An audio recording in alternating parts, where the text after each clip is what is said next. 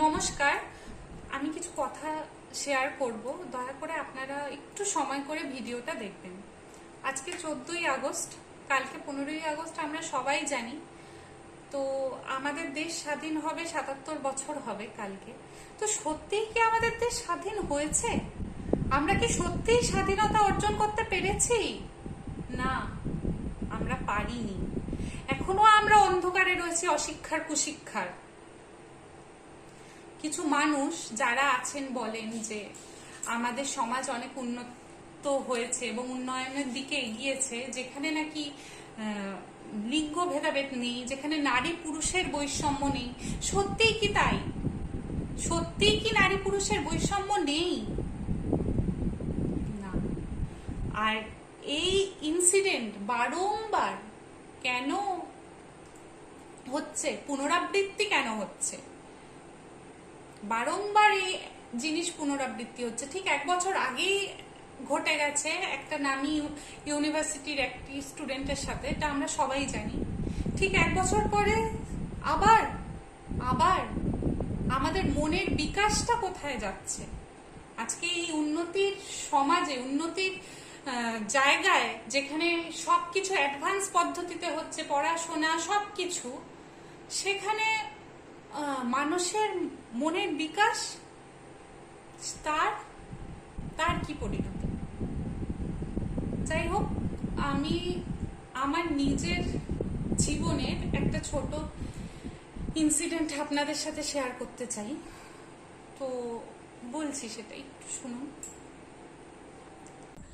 তো এটা 2019 সাল হবে, মাসটা এক্সাক্ট মনে নেই। তখন আমরা গ্র্যাজুয়েশনটা সব কমপ্লিট হয়েছে, দেন এম এ ক্লাস স্টার্ট হয়েছে। তো ইউনিভার্সিটিতে কোনো প্রোগ্রাম ছিল বা কিছু ছিল, সেমিনার ছিল, এরকম কিছু একটা ছিল, আমার ঠিক যাই হোক হবে। তো সেই দিন আমি একটু মানে এমনিতে যেই টাইমটা ফিরি তার থেকে একটু সেদিন বিকেল হয়ে, মানে সন্ধে হয়ে গেছিল, 6:30 7টা হবে, এরকম হবে হয়তো। ইউনিভার্সিটি থেকে ফিরছি, তখন আমি সিথির মোড়ে রয়েছি। সিথির মোড় অটো স্ট্যান্ডের ওখান থেকে অটোতে উঠবো। তো ডানলপ আসবো। তো অটো নেই, কোনো অটো ছিল না। তো রানিং এ একটি অটো যাচ্ছিল, আমি যথারীতি হাত দেখালাম এবং অটোটি দাঁড়িয়েও গেল। আমি বললাম যে দাদা এরকম ডানলপে নামবো।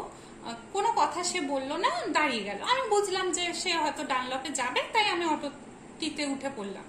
এবং অটোটিতে ওঠার পরে সেই মুহূর্তে আমি একাই ছিলাম ঠিকই, কিন্তু তারপর পরবর্তীকালে কিছু লোক, মানে কিছু প্যাসেঞ্জার উঠছে নামছে এরকম হয়েছে। তো উঠেছে, কিছুজন উঠছে। তো আমি অটোতে ওঠার পরে আমি ওনার অটোটা চালানোটা যখন চালাচ্ছে, তখন আমি বুঝতে পারছি যে উনি তো সুস্থভাবে নেই। কেন, অটোটা যে বিচ্ছিরি রকম ভাবে অটো চালাচ্ছে, সে একটা গাড়ি চালাচ্ছে, যে গাড়ি চালাচ্ছে তার কোনো ব্যালেন্স নেই, এবং সে যে সুস্থ পরিস্থিতিতে একটা সুস্থ মানুষ নয়, সেটা পরিষ্কার বুঝতে পারছি। এবং লুকিং গ্লাসটার থেকে তার চোখটা আমি দেখতে পাচ্ছি যে তার চোখ অসম্ভব লাল হয়ে রয়েছে, লাল বর্ণ, এবং পুরো মনে হচ্ছে সে মাদক জাতীয় কোনো দ্রব্য হয়তো সে সেবন করেছিল সেই সময়, এবং সেইভাবেই সে অটোটা চালাচ্ছিল, সেটা আমার কাছে পুরোপুরি ক্লিয়ার।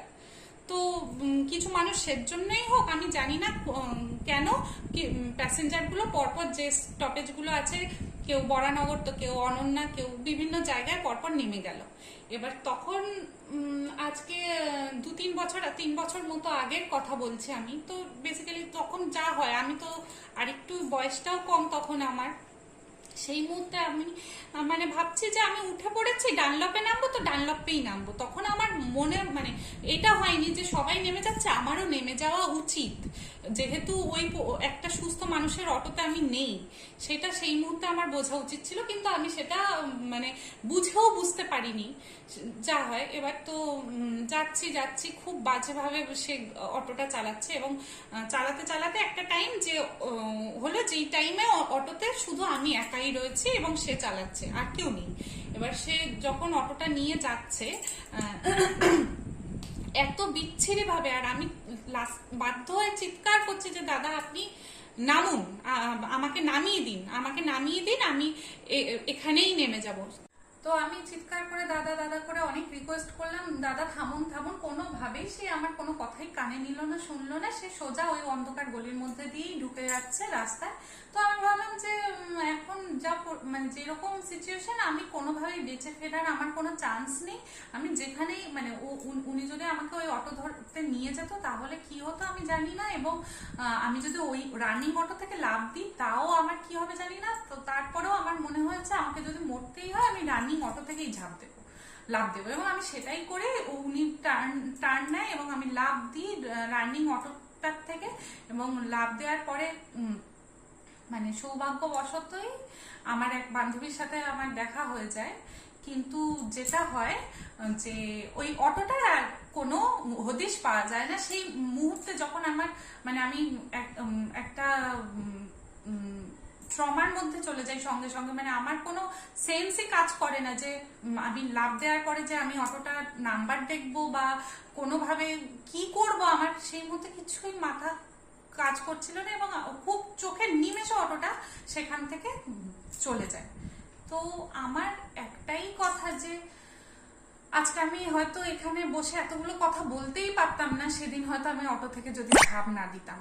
তো একটাই কথা যে মানুষ মানে আপনারা যেখানে যেমন ভাবে আছেন, আপনারা এই মুহূর্তে কেউ আর চুপ থাকবেন না। আপনারা যেভাবে প্রতিবাদ করা সম্ভব আপনারা করুন। যদি কেউ লিখে করতে পারেন লিখে করুন, কেউ বলে করতে পারেন বলে করুন, কেউ কেউ করতে চাইলে তাকে সাপোর্ট করুন।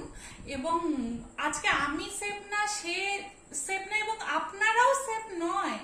মানে আপনারা এটা বুঝুন, কখন কার কি হবে কেউ বলতে পারে না। তো এইটুকুই। নমস্কার।